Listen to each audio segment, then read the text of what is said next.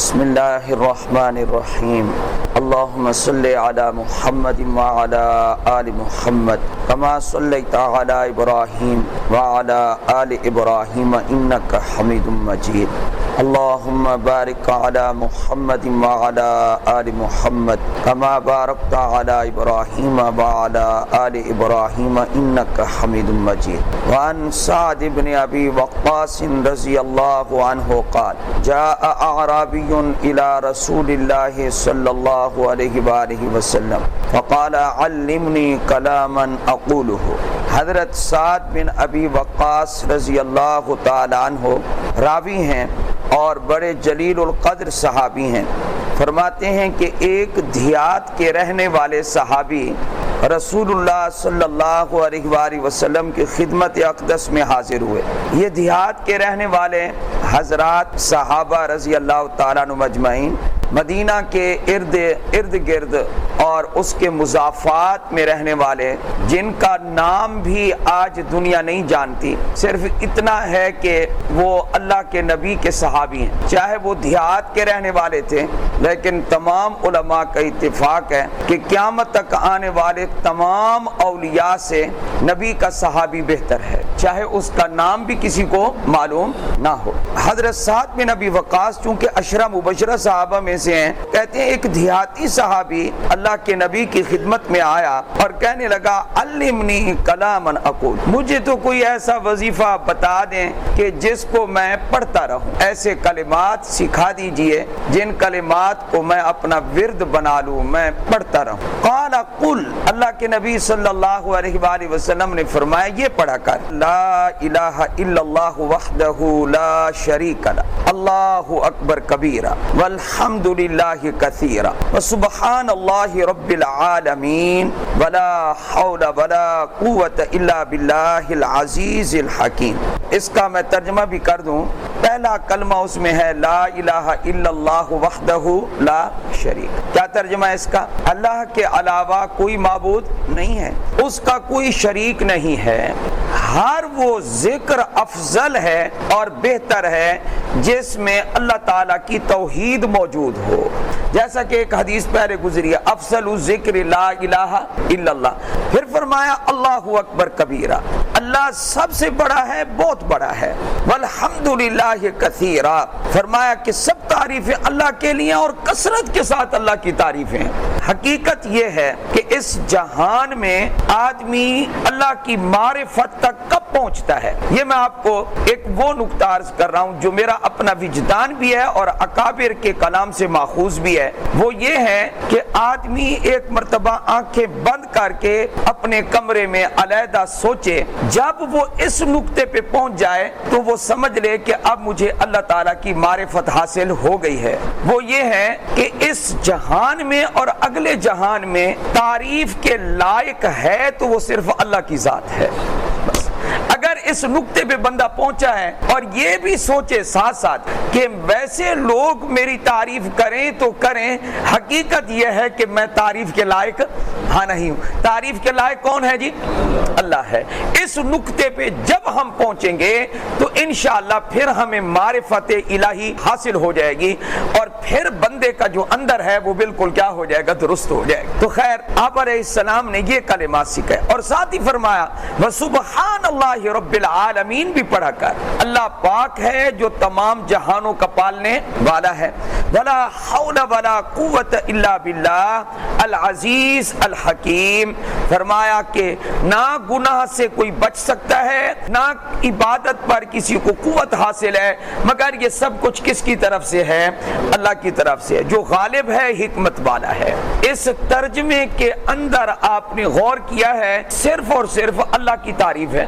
اب دیہات کا جو صحابی تھا رضی اللہ تعالیٰ عنہ، وہ کہنے لگے آپ نے وظیفہ تو بڑا اچھا بتایا اور میں اس کو پڑھتا رہوں گا، جو آپ نے مجھے سکھا دیا میں پڑھتا رہوں گا۔ جس صحابی کو جو وظیفہ حضور علیہ السلام نے بتایا وہ صحابی وہ پڑھتے رہے۔ وہ کلمات پڑھتے رہے. جیسے کہ میں نے یہ اس سے پہلے حضرت صدیق اکبر رضی اللہ تعالی عنہ کی دعا کا ذکر کیا تھا کہ آپ علیہ السلام سے عرض کرنے لگے کہ مجھے کوئی وظیفہ بتائیں, دعا کہ میں وہ پڑھا کروں. تو آپ صلی اللہ علیہ وآلہ وسلم نے ان کو کون سی دعا سکھائی؟ اللہم انی ظلمت نفسی ظلما کثیرا ولا یغفر الذنوب الا انت فاغفر لی مغفرۃ من عندک وارحمنی انک انت الغفور الرحیم. میں نے آپ کو متوجہ کرنا ہے کہ یہ جو دعا ہے دیہاتی صحابی رضی اللہ تعالیٰ عنہ کی, اس میں کس کی تعریف ہے ساری کی ساری؟ اللہ تعالیٰ کی. اب وہ دیہاتی صحابی کا آگے جملہ سنیں, سبحان اللہ. جب یہ جملہ میں نے دیکھا نا حدیث میں موجود ہے تو مجھے بڑی خوشی ہوئی کہ فوراً کہہ دیا کہ یہ تو میں پڑھا کروں گا, اللہ کی تعریف تو میں کیا کروں گا. لیکن فہؤلاء لربی, یہ تو سارے جتنے کلمے آپ نے سکھائے ہیں, جتنی آپ نے دعا سکھائی ہے, یہ تو میرے رب کے لیے ہے, یہ تو اس کی تعریف ہے, اس میں میرے لیے تو کچھ نہیں ہے. بندہ بھی کہتا ہے نا کہ کوئی ایسی چیز ہو کہ جو میں اللہ سے مانگوں, کیونکہ اللہ کے خزانوں میں کوئی کمی نہیں ہے, تو میرے لیے بھی تو کچھ ہونا چاہیے نا. فمالی, تو رسول اللہ صلی اللہ علیہ وآلہ وسلم نے ارشاد فرمایا, ہاں جب اللہ کی تعریف کر لیا کر تو پھر یہ دعا بھی پڑھ لیا کر. فرمایا قال قل اللہم اغفر لی وارحمنی واہدنی وارزقنی, یہ 4 کلمات سکھائے. رواہ مسلم. کون کون سے؟ اللہم اغفر لی, اے اللہ میری بخشش فرما, وارحمنی, میرے اوپر رحم فرما, واہدنی, مجھے ہدایت نصیب فرما, ہدایت پر قائم رکھ, وارزقنی, اور مجھے رزق عطا فرما. تو صحابی کا وہ تقاضا بھی پورا ہو گیا کہ رب کی تعریف بھی کرتا رہوں اور اپنے لیے بھی کچھ مانگتا رہوں. ایک حدیث پاک میں نے پڑھا, مشکات میں موجود ہے, نبی کریم صلی اللہ علیہ وآلہ وسلم نے ارشاد فرمایا افضل ذکر لا الہ الا اللہ. یہ تو سمجھ آ گیا, لیکن اسی کا دوسرا حصہ ہے افضل الدعاء الحمدللہ. افضل ذکر کون سا ہے جی؟ لا الہ الا اللہ. اور لا الہ الا اللہ دنیا میں بھی سب سے افضل ہے. اور آپ حضرات کو میں یہ بتاؤں کہ اس کی اتنی بڑی فضیلت ہے کہ جس آدمی کو موت کے وقت یہ کلمہ نصیب ہو گیا, دخل الجنہ, وہ جنت میں داخل ہو گیا. یہ بھی حدیث میں. وَأَفْضَلُ الدُّعَاءِ الحمدللہ, اور افضل دعا الحمدللہ ہے. الحمدللہ دعا کیسے ہے؟ حالانکہ حدیث میں ہے, ہمارا ایمان ہے, لیکن اس کو سمجھنا چاہیے کہ افضل دعا الحمدللہ ہے کیسے افضل دعا. اس لیے جب میں نے اس کو پڑھا میں نے کہا اللہ کرے کوئی پرانا محدث ہو, جو پرانے علماء گزرے ہیں, ان میں سے کوئی اس حدیث کے مطلب کو واضح کر دے. تو الحمدللہ کتابیں دیکھنے سے پتہ چلا.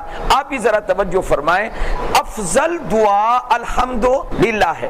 کیسے؟ دنیا میں قاعدہ اور ضابطہ ہے کہ کسی انسان کو کسی انسان سے کام ہوتا ہے نا, تو وہ جاتے ہی یہ نہیں کہتا کہ میرا یہ کام کر دے, بلکہ وہ جاتا ہے اس کی ذرا تعریفیں کرتا ہے, اس کے بعد جب وہ اپنا مدعا اس کے سامنے رکھتا ہے وہ فوراً پورا کر دیتا ہے. اس لیے نبی کریم صلی اللہ علیہ وآلہ وسلم نے فرمایا کہ جب تم ایک انسان کی تعریف کرتے ہو اس کا دل نرم پڑ جاتا ہے, اور اللہ تو ارحم الراحمین ہے, جب تم اس کی تعریف کرو گے تو تمہاری ساری دعائیں اللہ قبول فرما لے گا. تو اب ہمیں سمجھ آئی کیا کہ افضل الدعاء الحمدللہ. اور ایک حدیث پاک میں نے پڑھا, اس میں بھی بہت مزہ آیا. فرمایا کہ سب سے زیادہ اپنی تعریف کس کو پسند ہے؟ سب سے زیادہ تعریف کے لائق بھی ہو اور سب سے زیادہ اس کو اپنی تعریف پسند بھی ہو, تو وہ کون سی ذات ہے؟ وہ اللہ کی ذات ہے. اس لیے جتنی اللہ کی ہم تعریف کریں گے, اور رمضان المبارک ہے, تو انشاءاللہ العزیز اللہ ہماری حاجات کو بھی پورا فرمائیں گے. ساتھ ساتھ دعا بھی اب انفرادی بھی کرتے رہیں. کل میں نے وہاں تو دعا کر دی ہے, اللہ جل جلالہ ہمارے فلسطینی بھائیوں کی بھی مدد فرمائے. جہاں جہاں ظلم ہو رہا ہے اللہ اس ظلم کو ختم فرمائے.